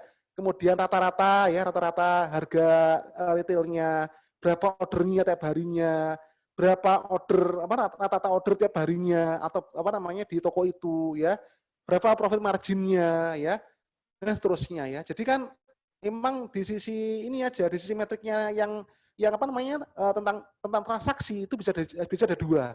Di sisi customer-nya, di sisi tokonya sendiri, ya. Nah, seperti itu, ya.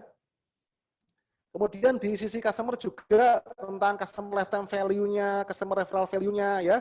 Net promoter score-nya yang tadi, yang contohnya tadi bagaimana orang itu bisa merekomendasikan toko ini ke orang lain, ya. Di store levelnya, word of mouth-nya, customer equity, brand equity, ya, customer base growth-nya, ya.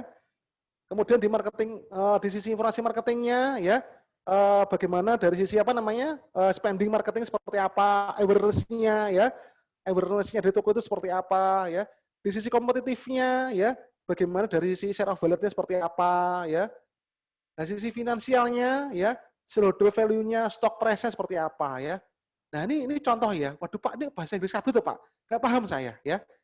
Nah, itulah nanti gunanya kalian hari ini, ya. Nanti saya minta tolong untuk kalian nanti menggooglingkan ini, ya. Jadi apa namanya masing-masing ini apa ya? Cuman kan ya sebenarnya sih kalian nggak harus paham semua istilahnya sih ya. Cuman tadi mungkin dari yang saya tadi mungkin jelaskan dikit-dikit, ya. Anda mungkin bisa tergambarkan di dalam sebuah toko, ya, toko kayak Alfamart, Indomart, ya, itu butuh metrik seperti ini, ya. Butuh metrik seperti ini, ya. Jadi di sini nanti kan ada dua level ya, ada current metric, ini yang terjadi hari ini, ya. Ini current metriknya, metrik yang terjadi hari ini dari sisi transaksi dan sebagainya. Ini di sisi future metriknya untuk nanti masa depan, ya. Forecastingnya, ya. Jadi nanti dari sisi mungkin nanti anggaran ke depan, anggaran tahun depannya, atau mungkin target ya, target tahun depannya seperti apa, ya. Nanti ada di dalam future metric ini, ya. Di mana future metric ini, ya, itu bisa muncul itu setelah nanti menganalisis yang bagian metrik yang hari ini, ya. Jadi di sini ada dua metrik teman-teman ya. Jadi di dalam Alfamart ini atau Indomart ini ya, di retail ini ada dua skala besar metrik. Metrik yang current metrik itu yang metrik yang memang bisa diukur hari ini ya. Future metrik, metrik yang apa namanya kita bisa ukur untuk nanti ke depan untuk forecasting, artinya untuk nanti penganggaran ke depannya ya. Nanti seperti apa atau mungkin ke depan kita target apa ya. Itu di sini ya. Di current metrik itu ada yang tadi saya jelaskan tadi ya. Ada transaction information, ada marketing information, ada competitive information ya. Sedangkan di future metric itu ada customer, ada di apa namanya? Ya ada ini ya. Ada customer lifetime value, customer referral value dan seterusnya ya. Sama nanti ngomongin brand, nanti brandnya tumbuhnya kayak gimana ya. Nah, ini contohnya teman-teman ya di dalam toko retail ya. Nah, kalau kita toko biasa, toko kecil misalnya Cupang.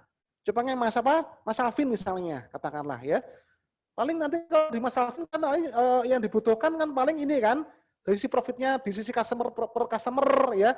Itu nanti apa namanya? Mas Alvin tuh dapat profit tuh per customer berapa misalnya. Per customer itu belanjanya itu frekuensinya itu kira-kira berapa kali. Misalnya ada customer Mas Alvin yang pelanggannya yang Cupang itu dia belanja ke Mas Alvin tuh tiap 2 bulan sekali tuh belanja ikan cupang mesti, ya kan? Misalnya seperti itu misalnya ya. Kemudian apa namanya ikan cupangnya dibalik enggak ya karena mungkin ikan cupangnya mungkin enggak sesuai dengan spek misalnya warnanya beda ya balik atau mungkin dia sakit misalnya cupangnya ya itu seperti apa kan itu juga bisa ya di sisi tokonya sendiri di sisi bisa Mas Alvin ya lah revenue Mas Alvin per bulan itu berapa ya kemudian yang datang yang mengunjungi Mas Alvin dari sisi orang yang WA ya yang WA Mas Alvin itu berapa orang tiap bulannya atau tiap harinya, ya apa namanya? Atau yang mengunjungi Instagram dia. Tapi kalau mengunjungi Instagram itu kan belum tentu order ya. Tapi kalau ke WA itu pasti atau yang datang ke rumah dia, datang ke rumah Mas Alvin, ya berapa orang tiap harinya. Jadi yang datang yang nanya-nanya itu berapa sih konversinya, ya? Kan ada orang yang cuma nanya doang kan habis itu ngilang, ya nggak Mas Alvin? Ada juga yang dia tuh memang apa namanya? Nanya-nanya kemudian belanja. Nah, itu kan close ya, konversi ya. Nah, kemudian dari sisi rata-rata penjualannya berapa ordernya ya, berapa profit marginnya. Nah, ini kan apa namanya, nggak semuanya harus diambil Mas Alvin kan, yang ada di sini kan. Mas Alvin bisa ngambil yang beberapa yang dia butuhkan ya, untuk menganalisis usahanya ini kira-kira berkembang atau enggak, kan seperti itu ya. Nah, kemudian juga di sisi market informasinya atau mungkin kompetitifnya informasi kan juga mungkin bisa diambil, bisa juga enggak juga kan. Nah, memang ini teman-teman ya, memang tergantung dari level bisnisnya dan juga tergantung juga dari apa yang kita butuhkan dari nanti istilahnya itu dari data yang ada itu, dari metrik yang ada nanti, kira-kira kita mau susun metrik lagi seperti apa ya, atau mau kita susun nanti dia untuk strategi ke depannya seperti apa. Nah, kita butuh apa sih? Nah, itu masing-masing bisnis itu akan berbeda-beda ya di sisi metriknya. Tapi yang jelas metrik ini gunanya untuk apa sih? Gunanya untuk kita nanti bisa lebih mengukur ya kinerja dari pemasaran kita ya. Jadi nanti pemasaran kita ini kinerjanya seperti apa? Apakah bagus atau enggak ya? Kalau nanti kita punya tim ya, bagaimana tim pemasaran kita ini sudah bagus atau belum ya? Jadi nanti kita bisa memberikan keputusan apakah memberikan bonus ya atau enggak, atau mungkin ke depan nanti kita harus kayak gimana ya. Nah itu teman-teman ya, gunanya metrik itu seperti secara garis besar itu seperti itu ya. Nah, ini contohnya tadi ya, contoh dari metrik tadi teman-teman semua ya. Nah, ini langsung ke tugas nih, tapi sebelum ke tugas sebentar ya. Mungkin dari sini ya, dari sampaikan ini teman-teman ada yang masih bingung ya atau mau bertanya tentang metrik secara umumnya dulu sebelum saya mau ke arah tugas tadi, silakan mungkin. Monggo. Saya kangen dengan Mas Adika yang biasanya suka naik saya nih ya. Monggo silakan. Yang mau bertanya dulu yang biar nggak bingung di sisi sini ya. Saya mau sedikit memastikan untuk summary yang bagian matrix itu, Pak. Oke, Jadi kan konsepnya kalau kita punya usaha, kita itu menganalisis dari hasil yang sudah kita dapat dari usaha seperti yang bagian arus tadi loh Pak, arus metrik itu, current metrik. Lalu untuk mentargetkan atau memiliki goals ke depannya itu, kita mengambil data dari current metrik dan memperhitungkan kira-kira dapat berapa dan hasilnya bagaimana supaya dapat mencapai goals-nya itu Pak. Ya betul. Jadi nanti untuk menghitung kita tuh itu real atau enggak. Jadi goal kita nanti Mas, goal kita ke depan itu hanya mimpi atau bisa dicapai. Ya kan? Bisa dicapai itu dari kita lihat metriknya tadi, ya kan? Itu kira-kira kalau saya menargetkan ya nanti seperti ini bisa tercapai enggak ya? Ini hanya sekedar mimpi atau bisa real tercapai ini. Nah, itu nanti dari metrik yang sudah kita hitung di karena metriknya ini Mas. Nah, seperti itu. Betul sih Mas. Jadi metriknya ini tidak paten gitu ya Pak, lebih tepatnya fleksibel karena menyesuaikan role bisnis kita gitu. Ya, betul sekali Mas. Betul sekali ya. Jadi sangat menyesuaikan, sangat fleksibel dia Mas, sangat fleksibel seperti itu. Sesuai dengan kebutuhan kita sendiri ya. Yang pada intinya nanti dari metrik ini kita bisa mengukur dari sisi perusahaan kita ini seperti apa grafiknya ya. Apakah dia cenderung naik ya, apakah dia turun, apakah dia konstan ya. Nah, terutama di sini yang kita bahas adalah lebih ke arah yang pemasarannya ya. Kan metrik itu ada banyak sebenarnya, ada metrik keuangan, ada metrik produksi, ya kan? Ada juga mungkin metrik yang lain ya, banyak banget ya. Tapi memang yang di sini lebih ke arah untuk pemasaran. Nah, pemasaran ini ternyata sangat ngefek untuk nanti di sisi yang lain ya. Di sisi nanti goal-nya ke depan itu atau nanti target ke depannya itu ada di dalam untuk yang metrik pemasarannya. Kalau metrik keuangan itu kan ya mungkin dia lebih apa ya? Dia istilahnya kan lebih ke arah hanya ngitung labanya berapa misalnya ya, beban operasional berapa dan seterusnya ya kan nanti seperti itu ya.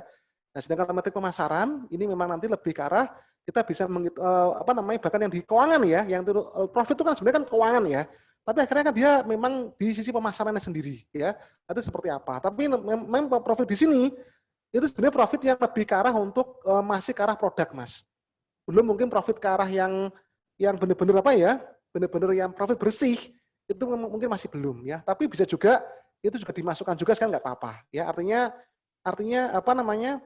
di metrik pemasaran ini kita bisa dapat data itu dari bagian keuangan dan juga dari bagian produksi, karena kan pemasaran itu kan dia kan memang fungsinya untuk mengkonekkan ya antara nanti pendapatan yang masuk kan, pendapatan yang masuk nanti biar banyak ya, dibanyakin yang nanti akhirnya ngefek ke dalam apa namanya profit dari perusahaan itu sendiri ya secara umum. Ya, gitu Mas Adhika ya. Mengenai data yang dipakai tadi kan memakai kualitatif ya Pak ya? Ya, Kuantitatif. kuantitatif. Kalau bukankah kualitatif juga bisa untuk diperhitungkan ya Pak ya? Ya bisa, cuman pernyataan ya. setiap individu itu bisa dimasukkan atau memang seharusnya pakai kuantitatif saja? Jadi kualitatif bisa Mas, cuma nanti bagaimana dari data kualitatif ini bisa diterjemahkan menjadi kuantitatif dulu Mas. Jadi kita apa namanya, kan kualitatif itu kan biasanya berupa pertanyaan yang nanti kan orang jawabnya berupa, ya dia panjang ya dia mungkin menjelaskan ya. Dari situ nanti tapi kita bisa ambil kesimpulan kan, bisa kita ambil kesimpulan, oh ini kira-kira nih arahnya ke sini nih. Nah itu kan juga bisa ya. Artinya apa? Artinya data yang kita ambil nanti di dalam metrik ini memang harus bisa diangkain ya. Harus berupa angka yang nanti bisa dikeluarkan dalam bentuk grafik. Itu Mas Adhika. Gimana? Cukup? Kalau semisal data yang kita miliki itu ada miss Pak, ya mungkin benar datanya masuk tapi secara kualitatif ternyata enggak, kan kadang ada kita survei customer kita tuh jawabnya mau merekomendasikan teman iya, tapi kenyataannya enggak. Itu bagaimana Pak? Ya itulah namanya Mas, dalam survei kan ada yang namanya margin error Mas ya. Ada namanya istilahnya margin error ya kan, margin of error. Nah disitulah nanti kita memang harus menghitung ya. Kira-kira nanti kita nganggep ya data kita error itu berapa persen. Nah disitulah biar datanya itu valid, biar datanya itu nggak salah-salah banget itu loh. Kan kalau kayak quick count kemarin Pilpres saja kan juga ada ini kan, ada margin of error kan. Nah nanti kita tentuin aja kira-kira margin of errornya nanti berapa. Karena memang benar, ada orang nggak jujur, mungkin malu ya, isiin nggak enak gitu kan. Kan banyak. Contohnya apa? Contohnya ketika misalnya nih Mbak Ekawati masak, ya kan, Mbak Ekawati masak, dikasihlah ke Mas Miftah masakannya, ya. Mbak Ekawati ngomong sama Mas Miftah, piye bro, enak gak iki gedang gorengku iki? Wah, oh enak ya. Oh enak. Sedangkan Mbak Ekawati memang dia tuh memang punya bisnis itu memang pisang goreng gitu loh ya. Dan dia ngasih pisang goreng ke Mas Miftah untuk minta pendapat ya. Enak banget ini, enak banget. Nah, kira-kira pesan apa jenenge gelem order enggak ke depan? Mungkin enggak tanya itu sih, cuman kan mungkin dari pertanyaan yang tadi enak atau enggak ya, dan minta Mas Miftah ngomong enak banget. Mungkin Mbak Kewati pede. Suatu hari nanti mungkin Mas Miftah akan ketika butuh pisang goreng, mungkin akan belanja ke dia ya. Atau mungkin temannya butuh pisang goreng, mungkin akan direkomendasiin. Padahal mungkin Mas Miftah ngapusi. Oh, apa iki gedang gorengi? Cina sing kono ya, masih yang pisang gorengnya deketnya Mas Alvin itu ya. Nah, Mbak Kawati padahal dia udah merasa ini ya, udah merasa punya harapan ya dengan Mas Miftah ya, ternyata zong kan. Nah, artinya apa? Artinya Mbak Kawati ini harus survei jangan ke satu orang ya. Dia survei ke banyak orang ya. 5, 10 atau 20 agar punya pendapat yang valid ya. Nah, dari situlah nanti akan ketahuan. Kira-kira aku menentukan margin of error-nya berapa nanti di situ. Nah, itu biasanya ada rumusnya sih. Saya kurang tahu kalau di sana ya. Nanti kita bisa belajar nanti ya. Margin of error itu kira-kira tepatnya berapa ya. Tapi nanti kalau data yang kita survei itu banyak orang ya dan mengatakan hal yang sama, ya pasti ini benar. Nah, seperti itu aja ya. Nah, jadi pokoknya jangan cuma 1-2 orang ya. Itu dikit minimal 10 orang yang kita survei agar ketemu nanti margin of error-nya. Itu Mas Adhika ya. Oke ya, sih Mas Adhika ya. Oke, sip ya. Nah, teman-teman semua ya, ini apa namanya memang ini metrik ya, metrik yang apa namanya perlu nanti kita sama-sama belajar teman-teman nanti ya. Nah, kalau ini nanti kalau yang saya bahas di sini yang di depannya mata teman-teman ini ya. Ini adalah metrik secara umum dalam bisnis ya. Metrik secara umum di dalam bisnis ya. Nah, nanti di pertemuan kedua dan seterusnya, nanti kita akan berfokus ya pada metrik di dalam digital marketingnya ya. Jadi apa namanya? Karena nanti tujuan goal kita nanti di sini belajar metrik adalah bagaimana ketika kalian ya punya strategi pemasaran digital ya, entah nanti pakai sosial media di Instagram lah, pakai TikTok lah, entah nanti pakai SEO lah ya, entah mungkin nanti kalian pakai FB Ad, Google Ad ya, atau mungkin nanti kalian pakai YouTube marketing ya, itu nanti kalian harus punya metrik yang jelas ya. mana yang menghasilkan, mana yang enggak, mana yang efektif ya. Jadi saya nggak mau nanti di sini ya kalian sebagai seorang desain marketer itu hanya hanya upload tok, hanya upload tok. Dan itu saya sedih ya. Saya sedih ketika saya melihat ada seorang yang katanya desain marketer ya, tapi dia itu tuh kerjaannya cuman bikin bikin mungkin konsep gambar, desain, kemudian sama dia dibikin caption, upload ke Instagram. Udah itu selesai ya. Dan tiap hari kerjanya kayak gitu aja, tapi dia nggak pernah ngukur ya. Kira-kira dari postinganku ini impact-nya ke perusahaan apa? Ada nggak orang yang kontak dari postinganku ini? Ya, ada nggak orang yang belanja dari postinganku itu? Ya, ada nggak orang yang memviralkan postinganku itu? Ya, nah bagi banyak orang ketika dia apalagi sebagai seorang desain marketer ya, banyak yang mengira bahwa tugas dia itu hanya bikin konten, upload, share, dan itu doang. Ya, tapi dia nggak pernah memikirkan sampai ke arah efek dari konten ini ke perusahaan itu apa? Efeknya apa? Ada efek nggak? Nah, gitu loh ya. Nah, ini yang di sini nanti kita akan baca metrik nanti di situ teman-teman ya. Kenapa? Karena kita sebagai seorang desain marketer itu memang tugas kita nanti akan sangat-sangat banyak banget ya. Kita memang nggak hanya bikin konten terus upload nggak gitu aja, atau kita hanya share aja. Ada mungkin bos kita punya konten, tinggal kita mungkin share, tinggal kita otomasi, nggak seperti itu ya. Tapi lebih luas cakupannya ya, lebih dalam ya. Nah, nanti akan kita bahas nanti di pertemuan kedua ya. Seperti apa sih matematik yang harus kita nanti di dalam ranah desain marketing itu ya. Agar apa? Agar nanti ke depan ya kalian nanti benar-benar sesuai dengan ekspektasi ya. Ketika kalian sudah berkarir di dalam dunia desain marketing ya, ada di situ Anda benar-benar bisa diandalkan.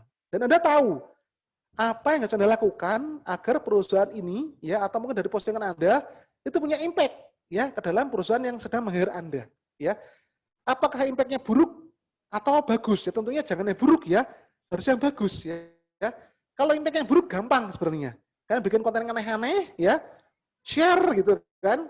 Nah, nanti akhirnya timbul sebuah persepsi negatif ya, persepsi negatif ke perusahaan Anda ya. Itu kan artinya gini, membuat proses yang negatif itu lebih gampang, teman-teman ya, dibandingkan bikin yang positif ya. Ya contoh kemarin saya sedih banget ya, ketika kemarin yang masalah pesawat ini ya, masalah pesawat jatuh kemarin ini, kan banyak beberapa orang yang beberapa pihak yang dia tuh menyalah-nyalahkan si pilotnya, bahkan sampai pilotnya yang pakai kopiah, pakai baju nggak setrika itu dibahas ya. Itu kan Itu kan sebenarnya Itu kan membuat sebuah proses yang negatif ya bagi yang posting, dan akhirnya benar yang posting itu akhirnya dibully banyak orang ya, sampai akhirnya dia repot ya, seperti itu ya. Nah ya artinya ketika kita nanti di dalam desain marketing ya, nanti pastinya ya apa yang kita lakuin itu harus punya efek ya, punya impact ke dalam bos kita lah ya, istilahnya seperti itu ya, atau pada kita sendiri yang punya bisnis ya. Nah, teman-teman semua ya, biar untuk memahami ya, agar nanti kalian lebih paham ya, agar kalian benar-benar bisa paham tentang apa ini metrik ini ya. Ini saya kasih tugas seperti ini ya. Jadi di sini tugasnya apa? Ya, anggap Anda ini adalah manajer pemasaran dari tempat wisata Kampung Coklat ya. Mungkin di sini yang di Blitar pada tahu ya, apa Kampung Coklat ya. Tapi kayak Mas Kelvin ya, Mas Rian mungkin nggak tahu ya, apa itu Kampung Coklat ya, karena mereka ada di Kalimantan nih kayaknya ya. Ada juga Mas Sony ya. Mas Sony itu ada di di Batam ya. Ada Mas Sony nggak? Kok Mas Sony nggak ada Mas Sony ya? Mas Sony ada teman kalian yang dari Batam teman-teman ya, jauh ya. Mungkin dia nggak tahu ini ya. Kampung Coklat apa ya? Nah, anggap kalian ini adalah manajer pemasaran Kampung Coklat yang baru ya. Anda adalah manajer pemasaran Kampung Coklat yang baru ya. Nah di sini ya, saya misalnya anggap sebagai Pak Khalid ya, sebagai bos Anda ya. Saya memerintahkan pada Anda ya untuk menentukan metrik pemasaran apa saja yang tepat ya untuk Kampung Coklat ini ya. Agar apa? Agar nanti pemasaran Kampung Coklat ini baik online ataupun offline ya, itu nanti lebih maksimal hasilnya ya. Agar mungkin saya sebagai bos Anda, sebagai pimpinan, sebagai direktur Kampung Coklat ini, saya bisa mengambil keputusan yang tepat ya, agar saya bisa mengambil keputusan yang tepat untuk Kampung Coklat saya ke depan ini ya. Nah, Anda sebagai manajer pemasaran, saya ya, tolong Anda kira-kira kalau Anda membayangkan Anda ada sama manajer pemasaran kamu coklat ini ya, metrik-metrik pemasaran apa aja ya mungkin tadi yang sudah dicontohkan tadi dari 10 tadi minimal ya, itu apa yang Anda akan pilih ya. Anda akan pilih untuk kebutuhan kamu coklat saya ini ya. Dan kira-kira ya, Anda punya formatnya enggak? Anda punya format metriknya enggak kira-kira? Ya, dari masing-masing mungkin metrik yang Anda nanti Anda kasih ke saya contohnya, atau Anda tentukan metriknya apa aja, kira-kira Anda punya contoh format metriknya enggak? Kalau ada sekalian ya, saya butuh. Nah, gitu ya. Nah, itu apa namanya? Tugasnya ini ya, teman-teman ya. Jadi kalian ya apa namanya? Menentukan ya kira-kira metrik pemasaran apa aja yang tepat ya yang kira-kira kalian anggap tepat untuk kebutuhan si kampung coklat ini ya. Nah, kira-kira nanti apa namanya? Apa aja, apakah mungkin ada brand equity misalnya ya, atau market share-nya ya, atau apa misalnya, dan mungkin Anda punya contoh format metriknya, atau mungkin contoh bagaimana Anda bisa dapat data metrik tersebut ya. Mungkin berupa pertanyaan misalnya. Anda di sini bisa contohnya format di sini ya. Ini bisa tabel ya, tabel metrik bisa, atau mungkin contoh pertanyaan. Ya mungkin nanti Anda ajukan mungkin ke siapa ya. Misalnya kalau memang itu lebih ke arah market share misalnya ya, mungkin itu nanti apa namanya bisa berupa pertanyaan yang nanti mungkin bisa diblaskan misalnya ke seluruh ini ya, apa namanya, orang-orang yang ada di Jawa Timur misalnya ya. Ketika dia disuruh milih antara kampung coklat, kemudian mungkin taman safari dan sebagainya, apa yang dia pilih misalnya. Bisa seperti itu ya. Atau mungkin Anda bisa melihat juga dari data ini kan, kalau market share itu biasanya diambil itu dari data penjualan. Kayak misalnya Avanza. Antara Avanza Brio ya, Avanza Brio, kemudian si apa namanya? Si Xenia ya, kemudian Innova dan sebagainya ya. Itu tuh kenapa kok orang bisa tahu market share-nya itu dari ambil dari data penjualan. Jadi mereka itu memang apa namanya? Ada sebuah lembaga survei ya yang dia tuh rajin datang ya atau apa namanya? Melihat ya informasi penjualan dari masing-masing mobil ini. Nanti dari sana nanti diprosentasekan. Yang mana penjualan paling tinggi, maka pasti jelas itu market share paling tinggi. Nah, seperti itu ya. Jadi kalau mau market share kamu coklat atau market share wisata, tentunya nanti Anda harus membandingkan data penjualan tiket ya antara masing-masing tempat wisata yang Anda survei ya. Dari mungkin Taman Safari, Selekta, kamu coklat dan sebagainya. Misalnya itu misal, tapi Anda nggak perlu tulis berapa ini sih, berapa apa namanya? Berapa sama Anda di sini Anda nggak perlu sampai ke arah mendapatkan data penjualannya. Anda hanya formatnya aja ya.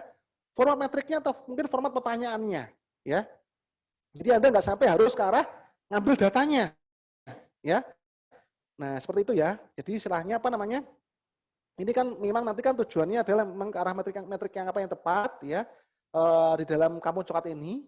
Dan kira-kira nanti ada nggak contoh ininya, contoh format metriknya atau mungkin contoh apa namanya pertanyaan atau contoh metode pengambilan datanya seperti apa ya. Nah, seperti itu ya. Biar nanti kalian nanti bisa tahu bagaimana cara mengambil sebuah data yang digunakan untuk metrik nanti untuk mengukur metrik ini ya. Seperti itu. Oke ya. Mas Calvin ada di sana Mas Calvin? Iya, Pak. Oke, Mas Calvin nanti silakan di googling Mas ya. Apa itu kamu coklat bitter Mas ya? Siapa? Tapi sama udah pernah denger ya? Kamu coklat udah pernah denger ya? Main dulu ada tugas kasih kampung coklat bitter juga, Pak. Oh iya ding ya, pernah ya. Oke, jadi tentunya sudah ada riset ya. Oke, sip ya. Nah, ini kenalkan Mas teman-teman semua, ini Mas Kevin ini dari Pontianak Mas ya? Iya, betul, Pak. Oh iya, saya juga turut berduka cita Mas ya. Kemarin Mas ya, mungkin ada relasi Mas yang mungkin ada di pesat itu Mas ya. Kan kemarin tujuan ke Pontianak Mas ya? Iya, betul. Ya kan? Nah ini Pontianak rumahnya beliau nih ya, teman-teman semua ya. Jauh ya.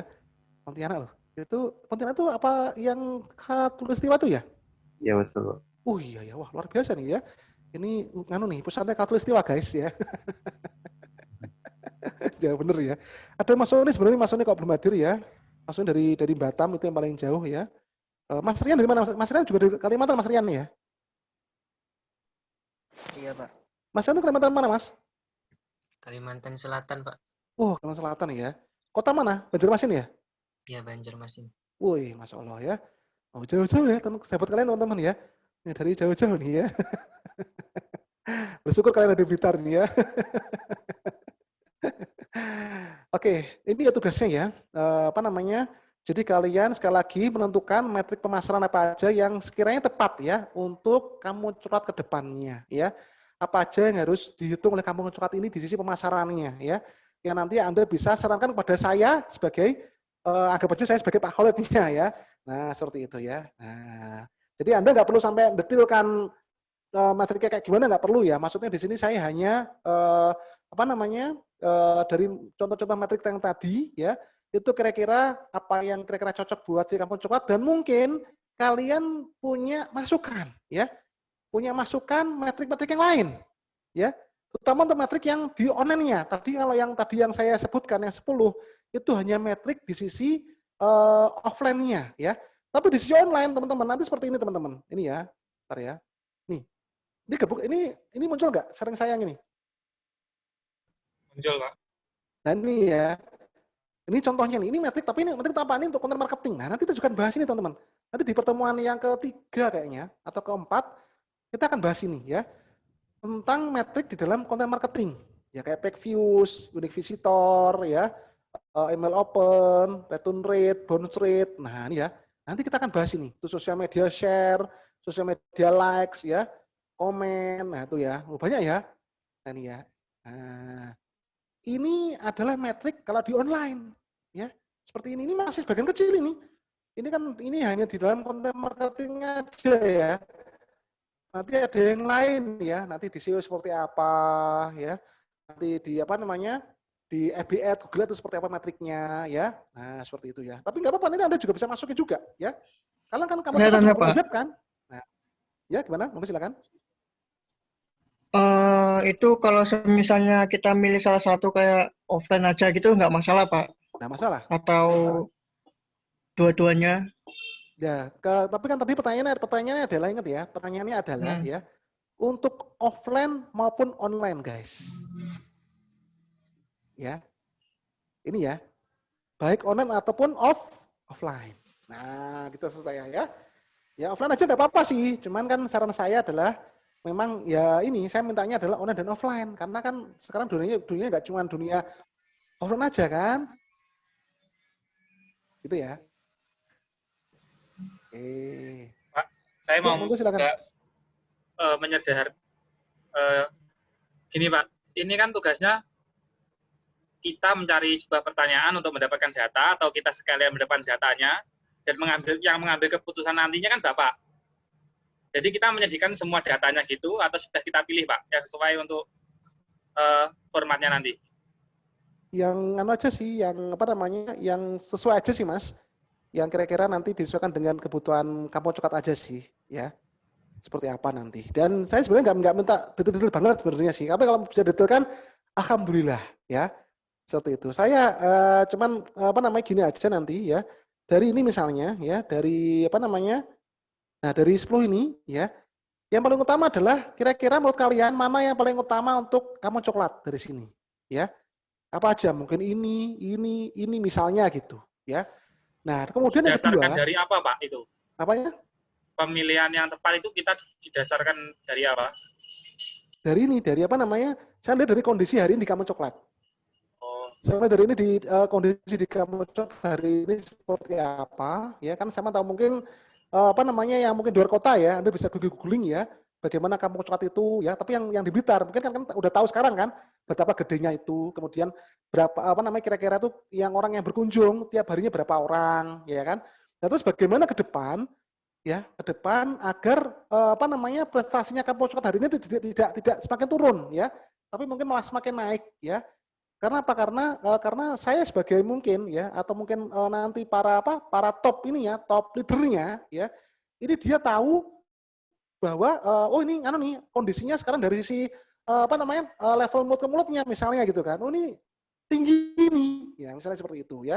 Jadi ini harus saya ambil ini.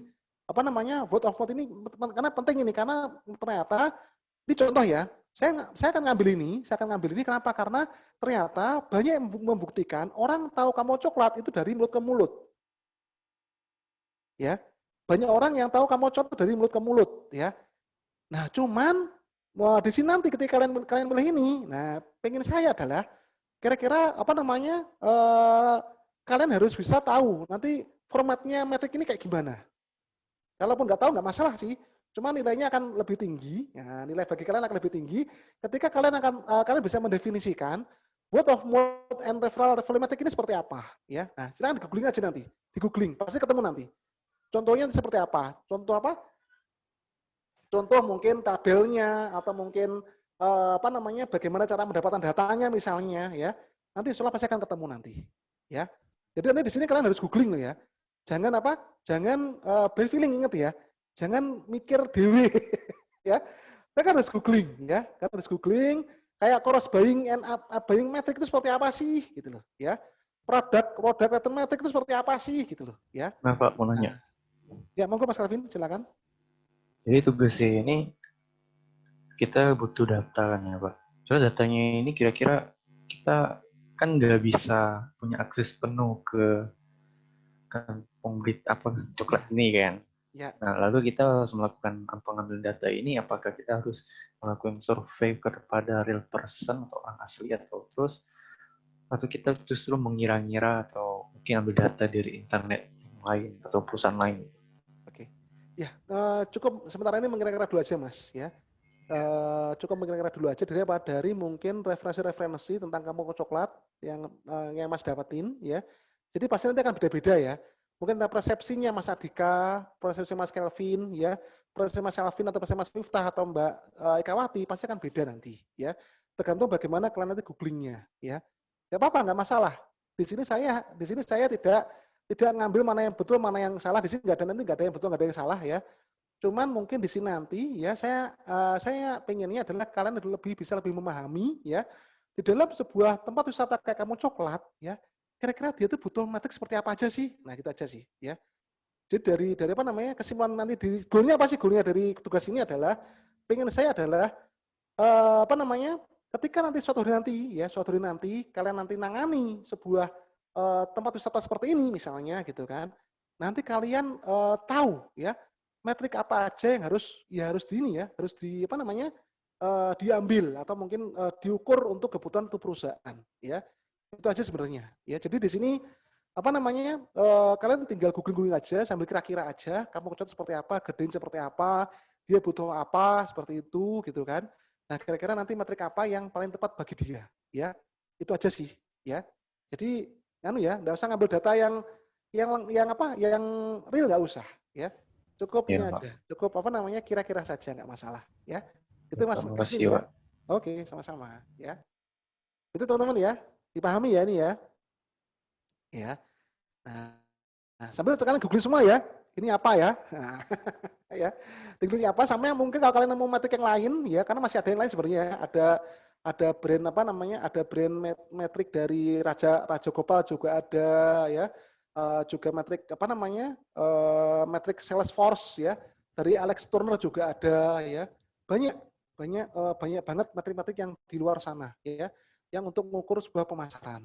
Nah, jadi tugas ini nanti memang lebih ke arah bagaimana kalian bisa lebih memahami ya metrik itu seperti apa. Itu aja sih ya. Itu guys ya. Nah, ini alhamdulillah ya, ramai banget hari ini ya. Ada berapa orang dari yang hadir ini?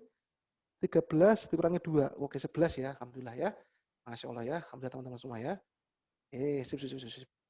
Oke. Oh ya Mbak Beta, saya belum nyapa Mbak Beta nih. Gimana kabarnya Mbak Beta? Sama Mbak Beta? Sehat?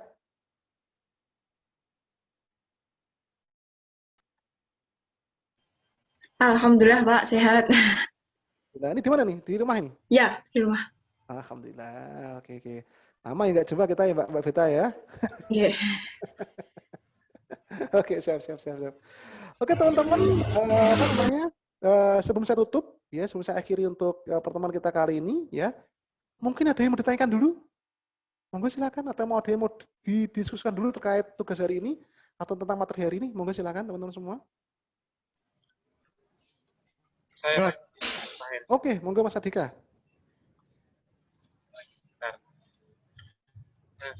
Sewaktu Bapak menjelaskan tentang metrik pemasaran tadi ya Pak, saya kan kepikiran gini, mengenai beberapa perusahaan yang melaunching sebuah produk baru atau mungkin bisa disebut kayak value ladder gitu. Nah, menurut Bapak, ini waktu yang tepat untuk melakukan diversifikasi produk baru itu kapan dan berada di tahap mana, Pak? Dan itu masuk ke bagian metrik yang gimana? Oke.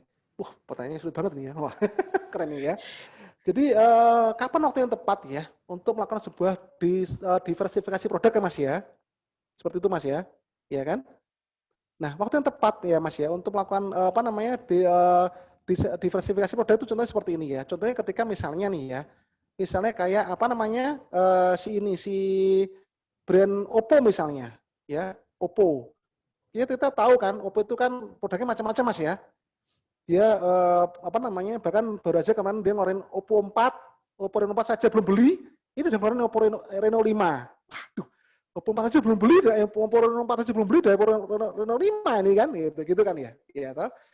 Atau mungkin iPhone ya, yang juga produknya macam-macam ya seperti itu ya. Atau mungkin yang kayak pabrikan kayak kayak Toyota, ya Daihatsu ya, yang dia juga ngeluarin mobil juga macam-macam. Nah, yang saya tahu Mas ya, ketika sebuah perusahaan dia ngeluarin sebuah produk baru kayak Windows misalnya Microsoft gitu ya, dia ngeluarin Windows 7, akhirnya sekarang Windows 10, Windows 10 gitu kan. Itu memang dia melihat Mas, itu memang melihat dari tingkat ini Mas, tingkat penjualan produknya juga itu seperti apa. Ketika dia sudah ke arah decline, ya dia sudah ke arah decline. Jadi di sana itu di sini dia cara mainnya. Jadi pasti dia punya yang namanya metrik ya, metrik untuk dia menghitung berapa pemasukan dari masing-masing produk tadi ya. Dia punya metriknya sama mungkin biaya marketingnya. Itu dia juga punya brand value metriknya, brand value ya.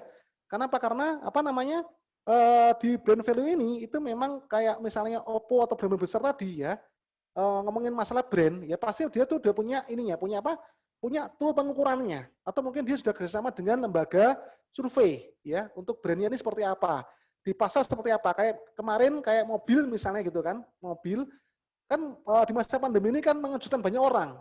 Kalau ternyata Avanza akhirnya kalah sama Brio ya. Brio sekarang nomor 1, Brio sekarang itu. Brio nomor 1 ya. Avanza nomor 3 nggak salah sekarang itu, turun dia ya. Nomor 2 itu malah pickup apa kemarin tuh, si Grand Max ya. Grand Max itu malah tinggi ya. Karena mungkin lebih banyak orang yang membeli di ekspedisi kali ya, sama mobil-mobil yang kecil dibandingkan mobil keluarga karena masa pandemi ini ya. Nah, dari sana ya, ketika Avanza kan dia nggak mau kalah ya, pasti dia karena dia dari parameter tersebut, waduh lah kan nomor 3 ini, biasanya pemimpin pasar kok, nah gitu kan. Pasti nanti si Avanza akan mengeluarkan produk baru Mas. Avanza sendiri dia pasti akan mengeluarkan produk baru ya mungkin dengan model mobilnya yang baru juga ya. Yang Avanza model baru dan sebagainya ya, yang clear-nya atau mungkin lampunya atau fiturnya itu pasti baru. Kenapa? Karena untuk dia naik lagi ya, dia bisa nginjak ke nomor 1 lagi.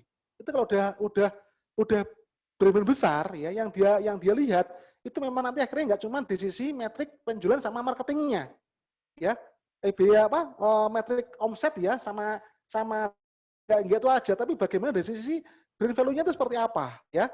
Karena dia pasti punya lembaga yang bantu dia di situ. Nah, itulah pasti dia akan mengeluarkan produk baru situ ya. Atau Windows misalnya. Kalau Windows, memang Windows ini memang mungkin bisa dibilang ya dia kan kayak pemain tunggal ya. Sistem operasinya kan paling yang bisa mengalahkan Windows hari ini. Apple aja juga nggak segitu banyaknya ya. Linux apalagi kan. Nah, ya toh. Tapi Windows dia akan selalu berupaya ya. Dia juga mengeluarkan produk baru, entah nanti ada Windows berapa. Setelah dia mungkin melihat dari tingkat bisa jadi dari orang yang tingkat pembeliannya Mas, tingkat pembeliannya per tahun itu seperti apa? Apakah jumlah pembeliannya sudah dia punya level minimal ya, punya metrik dalam setahun ya dia harus terjual berapa lisensi Windows, misalnya seperti itu. Pasti dia punya metrik itu ya. Dia tahu datanya. Tahun 2020 kemarin, berapa terjadi penjualan Windows 10 misalnya. Tahun 2019 berapa, 2015 berapa. Ya, dia pasti punya angkanya di situ. Jadi dia akan lihat, ketika dia sudah mencapai angka minimal, ya, angka yang memang istilahnya itu mungkin itu kan menunjukkan tingkat ini ya, tingkat orang itu mungkin udah nggak butuh lagi Windows atau gimana, atau mungkin tingkat penjualannya nggak sebagus yang tahun sebelumnya, ya misalnya seperti itu. Dan dia akan lihat Apple itu seperti apa penjualannya, ya, yang Mac ya. Nah, nanti dari sana dia mungkin ngeluarin Windows baru, Windows 11 atau Windows 12 ya, atau Windows atau mungkin versi Windows lagi, tapi bukan Windows 10 ya, yang orang harus beli ya. Nah, pasti nanti seperti itu. Karena masing-masing produk itu kan punya juga namanya masa Mas ya, punya masa juga. Kayak Windows kan juga dia tuh pasti punya masa support. Paling hanya 5 tahun atau 7 tahun. Dan setelah mendekati bahwa masa supportnya mau habis, pasti Windows akan keluarkan produk yang baru. Ya kayak Windows 7. Windows 7 kan sekarang udah habis Mas ya. Orang yang sekarang Anda sekarang punya Windows 7, ini walaupun bajakan ya, walaupun bajakan itu udah udah itu sudah tidak lagi disupport oleh Microsoft lagi ya. Karena sekarang semuanya support ke Windows 10 ya, dan paling minim itu di Windows 8.1 sekarang. Nah, jadi mereka tuh punya namanya umur ya, punya namanya life product life cycle ya. Product life cycle misalnya seperti itu. Itu kan juga metrik bagi mereka ya. Bagi mereka juga metrik product life cycle itu namanya juga bagi mereka itu metrik juga, Mas, ya. Nah itulah ya, jadi banyak faktor ya untuk di arah disertifikasi produk itu banyak faktor ya. Cuman memang sebenarnya ketika mereka mengeluarkan produk baru itu mereka tuh kalau yang udah perusahaan profesional mereka tuh ternyata tidak asal mengeluarkan produk baru. Pasti mereka menghitung dari metrik yang mereka miliki. Dari dashboard metrik yang mereka miliki kapan saatnya mereka mengeluarkan produk yang baru itu ya. Karena kalau enggak nanti akan membunuh produk yang sebelumnya. Nah gitu loh ya. Nah, kayak di sini Mas Adika ya. Iya, Pak. Sip. Mengenai tugas itu deadline-nya Minggu malam atau Senin pagi, Pak? Senin pagi ya. Senin pagi aja nanti nggak apa-apa. Maksimal jam 6 pagi ya, maksimal ya. Jadi masih punya banyak waktu ya. Masih punya waktu berapa jam nih kan? Banyak banget ya. 21 jam lagi ya. Kok 21 jam lagi? Berapa nih? 21 jam kalikan sekian hari ditambah 21 jam kali ya. Banyak lah wis. Oke ya, Senin pagi jam 6 ya. Mas Haris, ada Mas Haris di sini? Mas Haris? Mas Haris? Iya. Oke, Mas Haris tolong dibukakan tugas Mas ya. Tugas untuk yang pertama ini maksimal Senin pagi ya, Senin pagi tanggal 18 pukul 6 pagi Mas ya. Oh iya, Pak. Oke ya. Iya, Pak. Tanggal 18 ya, 18 Januari 2021 pukul 6 pagi. Ya, itu ya. Oh iya, sama pengumuman, ini yang teman-teman, setelah ini nanti masuknya jam 9.45 ya. Karena ada istirahat sedikit 5 menit nggak apa-apa. Oke, oke ya. Di sini masuklah lagi ya. Oke teman-teman, kita dulu terima kasih banyak ya. Nanti kita ketemu lagi nanti di hari Senin depan ya, seperti itu ya. Oke, terus semangat dan semoga kita senantiasa sehat ya teman-teman ya. Oke, saya tutup. Terima kasih. Wassalamualaikum warahmatullahi wabarakatuh. Waalaikumsalam warahmatullahi wabarakatuh.